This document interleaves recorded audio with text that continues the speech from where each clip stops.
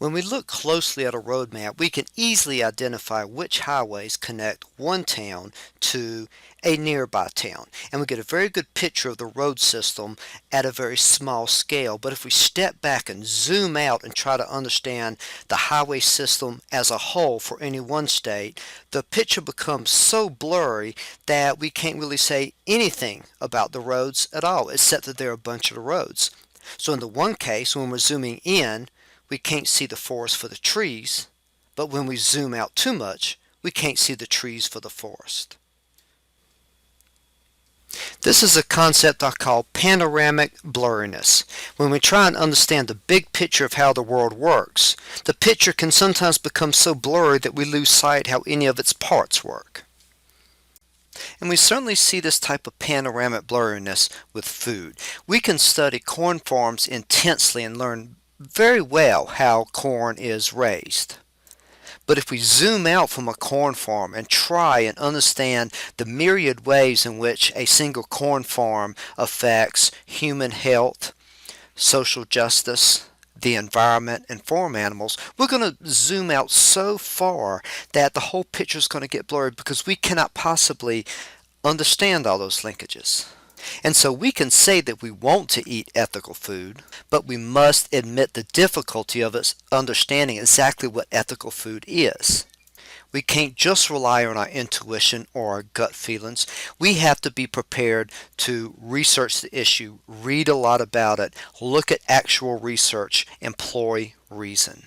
For the rest of this lecture, we're going to look at how this panoramic blurriness can cause us to make mistakes about what we consider to be ethical food. We're going to look at the question of whether local foods really stimulates the local economy, and we're going to look at whether local foods is associated with a lower carbon footprint. Those are two questions that our intuition tells us yes, and that's certainly something a lot of people say. But when we look deeper at the issue, use research and logic, we're going to see that the answer is not necessarily no, but not necessarily yes either.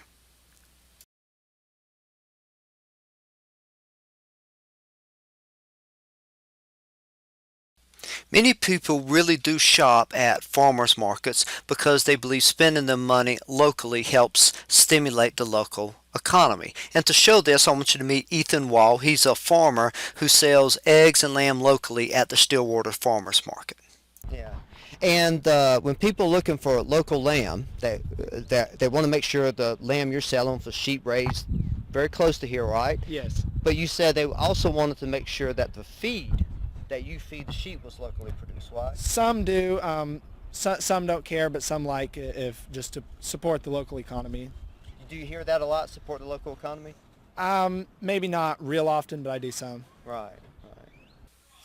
Now, I should be clear. It's perfectly understandable how someone can think that local food purchases would benefit the local economy. It's very intuitive. In 2012, there was a very good documentary done on local foods called Locavore, Local Diet, Healthy Planet. And in there's an interview with a man named John English, and he says this, and I think it illustrates very well the intuitive argument made linking local food purchases and a strong local economy. He says, and we quote, "And another advantage of buying from your local farmer is," then he says some other things, "economists call it the multiplier effect. And that's the number of times a dollar circulates in the community before it leaves the community. So when I go to the grocery store, somewhere between 10 and 15% of my dollar stays in the local community. The rest leaves because it has to pay the truckers, it has to pay the agribusiness giants, and the warehouses.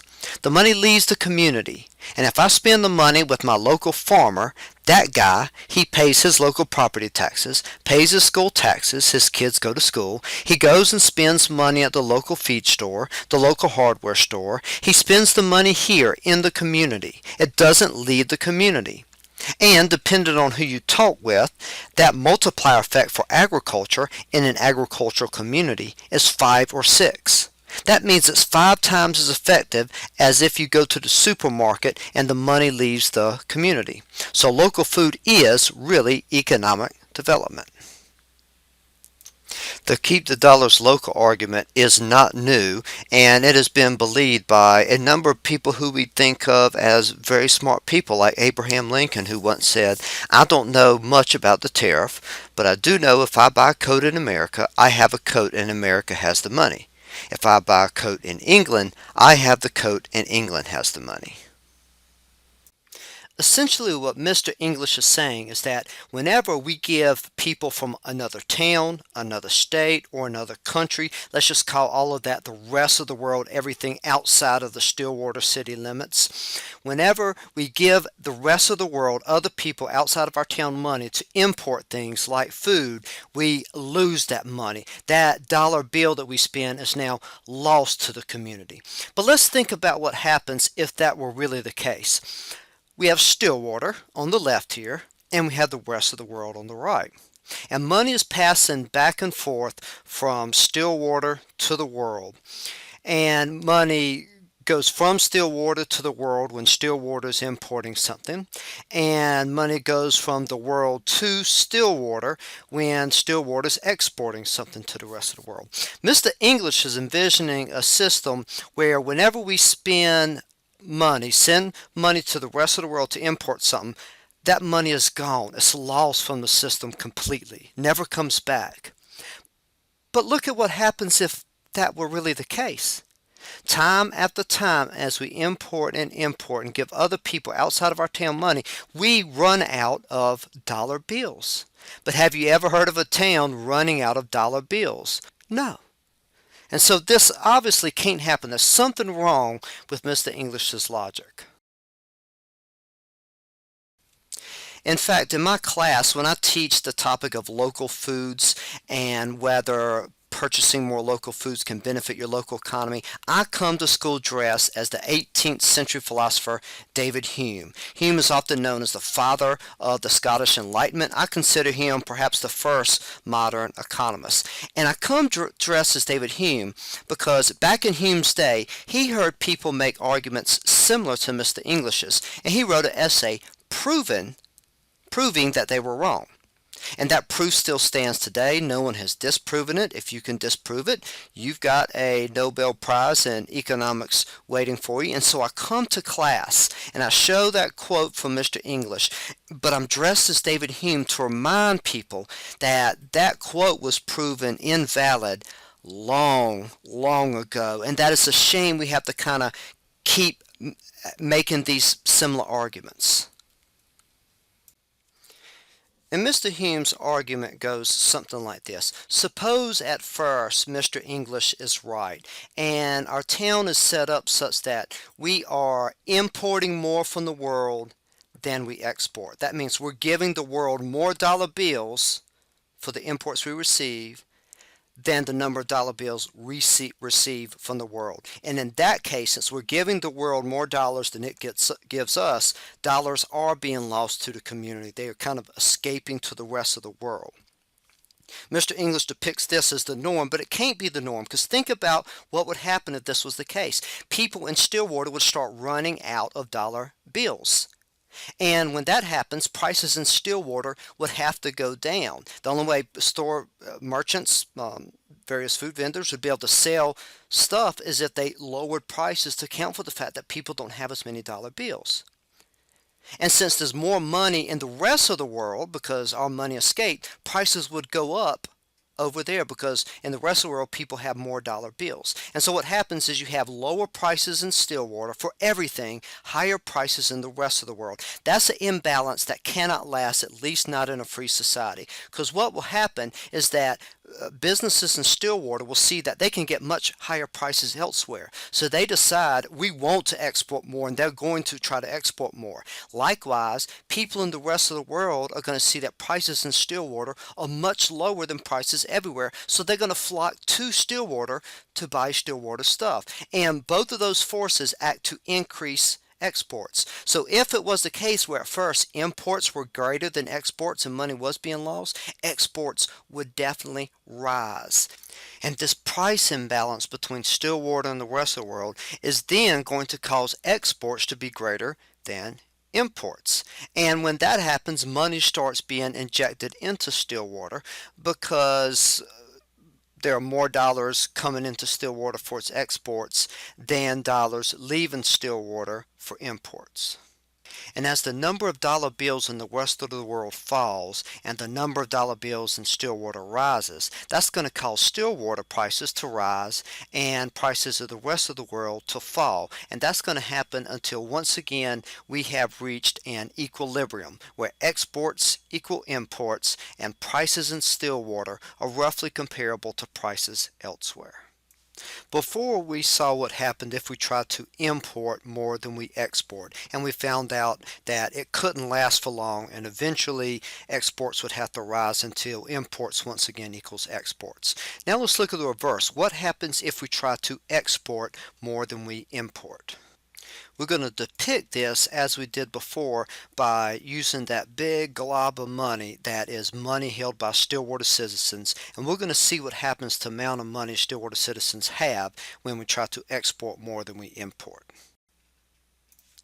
When we export more than we import, more dollars are coming into Stillwater than dollars are leaving. So Stillwater is accumulating more and more dollars, which means prices are going to rise in Stillwater, and the rest of the world is being drained of dollars, so prices are going to go down in the rest of the world. So now Stillwater has higher prices than the rest of the world. There's an imbalance. And what's going to happen is that people in Stillwater are going to recognize that they can buy the same goods much cheaper in the rest of the world. So they're going to start increasing their imports, and when they start increasing their imports, then we have a case where dollars are leaving Stillwater once again. And also people in the rest of the world, they are going to want to sell in Stillwater where prices are higher, and so they make greater efforts to sell in Stillwater, and that increases imports into Stillwater, and so dollars start leaving Stillwater. And then as dollars leave Stillwater, Stillwater is going to be giving up more of its currency, and so prices will then start going down in Stillwater until it's on par, consistent with, in balance with the rest of the world. And once prices in Stillwater are no longer out of balance with prices elsewhere, then exports out of Stillwater are going to equal imports into Stillwater, and exports out of any region are going to equal imports into any region. And when that happens, the number of dollars in the region is going to be at an equilibrium or a steady state, meaning it's not growing or it's neither falling, at least not by much. What David Hume essentially proved was that exports from a region have to equal imports, at least if it's in a market-oriented society, a free democracy. What this means is that we cannot just decide whether we want to import or whether we want to export. Those are not separate decisions, those are joint decisions. You either trade with the world or you don't. And if you try to cut off imports into your region, you're going to seclude yourself from the world. And I doubt there's any town or city that wants to have to make every single thing that it consumes itself. I seriously doubt the town of Lockney, Texas, with a very, very small population, a population of only about 2,000 people, I doubt they want to have to make their own iPads, their own cars. And so what this all means is that importing food is not bad for an economy. A dollar spent on importing food comes back to your region in the form of exports. It has to if exports equal imports, because the only way that equation will stay the same is if when imports go up by 1, exports go up by 1 as a dollar as well. So this means that you support your local economy regardless of whether you import food or buy food locally. You know, when the Secretary of Agriculture, Tom Vilsack, was once asked about a local foods issue, about local foods in general, he made a statement, this quote, "In a perfect world, everything that was sold, everything that was purchased and consumed would be local, so the economy would receive the benefit of that." Now that in essence is the spirit of the keep the dollars local argument, but think about how absurd that statement really is. Again, does the town of Lockney, Texas of 2,000 people really want to have to make everything that they consume within their own borders by their own people? Certainly no. No, they are much wealthier when they trade with the rest of the world. And let's return briefly to the Stillwater Farmers Market and ask one of the shoppers there why they like the farmers market so much. So why do you come to the farmers market? What is it about the food here that you like? The food is grown locally and I believe under more healthy conditions, and I want to support local ag. Now, I'm not saying that that nice lady is wrong, but if she asked me my response to her argument that she wanted to buy local foods to help the local ag economy, I would say that one, supporting local agriculture is not the same as supporting the local economy. Just because you make purchases that benefit a farmer that you know doesn't mean your economy overall is going to be benefited. I would also say that economists have considered the keep the dollars local argument illogical for centuries.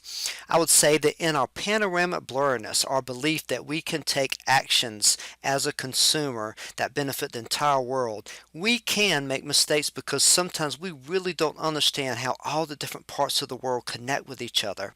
And I would also add that although I understand the impetus to benefit people you know rather than you don't know, is a farmer down the road really more worthy than a farmer 5 states away? Why should we show more love for a farmer that we know than a farmer that we don't know?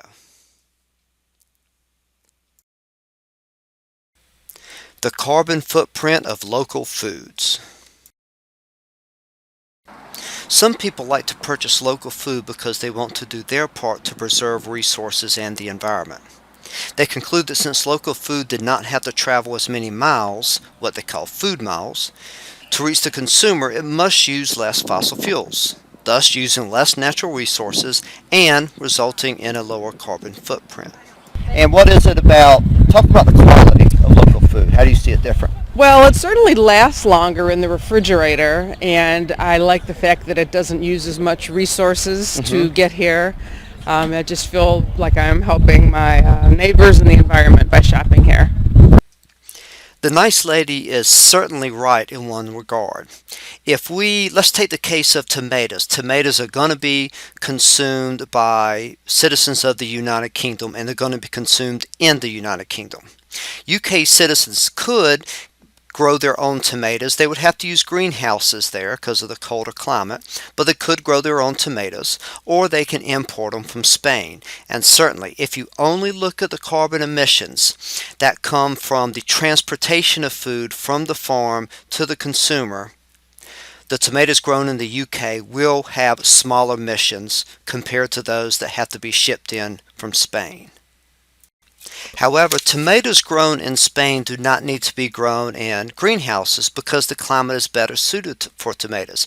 And since they don't need to use greenhouses, there's less fossil fuels used to operate and warm the greenhouse. And if there's less fossil fuels, there's less carbon emissions at the farm. So if we're thinking about the carbon footprint of tomatoes, we don't want to just look at the carbon emissions resulting from the transportation of food. We want to take into account everything, including carbon emissions at the farm. And it turns out that a carbon emissions of tomato production at the farm is so much lower for Spanish tomatoes consumed in the UK than UK tomatoes consumed in the UK, that the total carbon, if you're a United Kingdom citizen, the total carbon footprint from imported tomatoes is only 0.6 tons of carbon dioxide for each ton of Spanish tomatoes, compared to 2.4 metric tons of carbon dioxide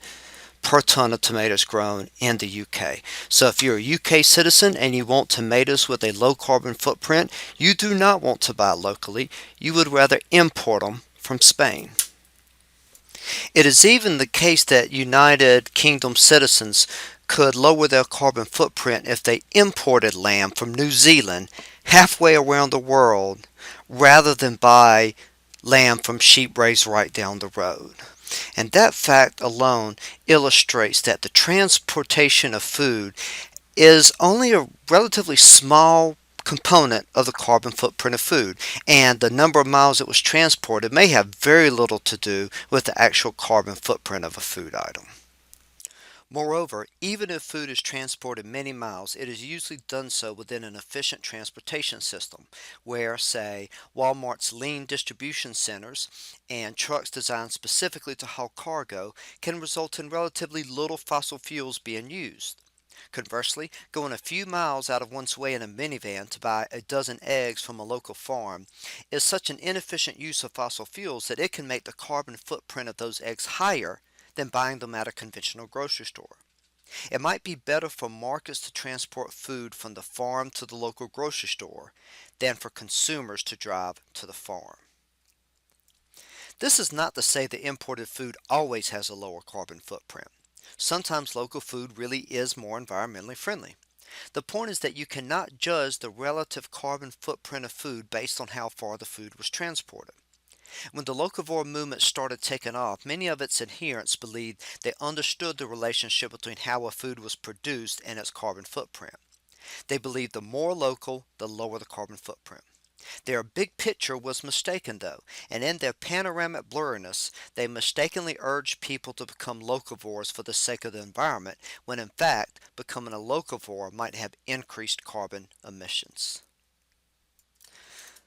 The purpose of this lecture is not to dissuade the student from attempting to purchase more ethical food. To alter one's diet in a way that improves the world is a laudable act. What this article seeks to do is to illustrate that our intuition about the morality of certain foods is often wrong. To truly be ethical eaters, we must insist on reading scientific research on food issues, as well as train ourselves to think more logical. Don't abandon intuition. Supplant it with side dishes of science and logic.